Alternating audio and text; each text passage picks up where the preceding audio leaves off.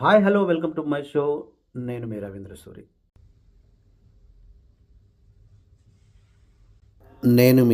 సూరి. కల్వకుంట్ల కవిత గారి రాజకీయ జీవితానికి కొత్త ఆరంభమా? లేక ఇంకా పెద్ద రాజకీయ యుద్ధానికి సంకేతమా?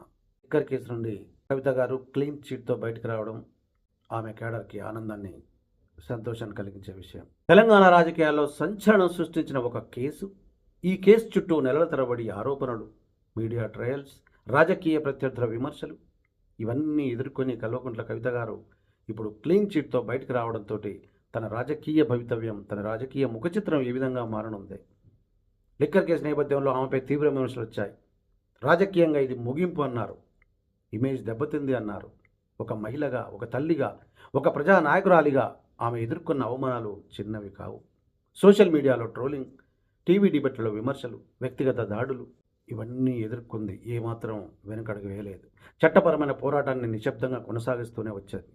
ప్రతి ఆరోపణకు చట్టం ముందు సమాధానం ఇస్తూ వచ్చింది. ఇది కేవలం ఒక లీగల్ రిలీఫ్ మాత్రమే కాదు, ఇది ఒక రాజకీయ పునర్జన్మ కావచ్చు ఆమెకి.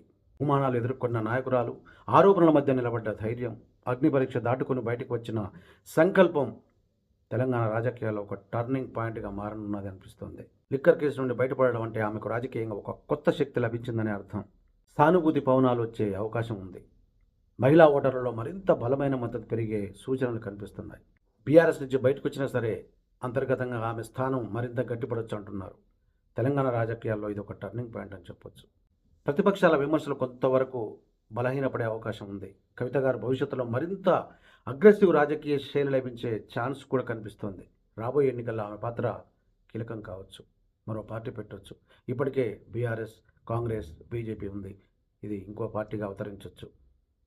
మరి బీసీ పార్టీ అంటూ కూడా ఇంకోటి రాబోతుంది. అది వస్తుందా లేదా తెలియదు, కానీ కవిత మాత్రం ఈ సందర్భంగా తప్పకుండా పార్టీ మాత్రం పెడుతుంది. క్లీన్ చిట్ వల్ల ఏం జరగబోతుందో మనం మాట్లాడుకుంటే ఇవన్నీ జరగవచ్చు అనిపిస్తుంది.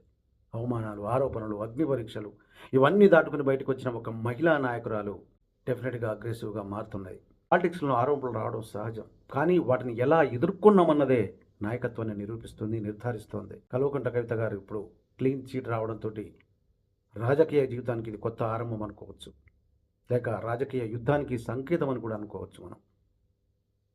ఏదేమైనా కాలం నిర్ణయిస్తుంది ఏం జరగనుంది, ఏం కానుందో. ఇలాంటి మరో మంచి టాపిక్స్తో మళ్ళీ కలుద్దాం. Signing off Ravindra Suri.